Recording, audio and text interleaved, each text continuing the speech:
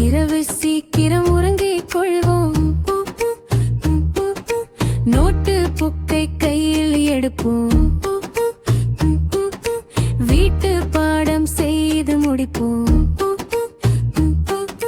அம்மா சொல்வது நல்லது, அப்பா சொல்வது நல்லது, டீச்சர் சொல்வதும் நல்லது. உலகத்தில் இதைவிட வேறு எது சிறந்தது?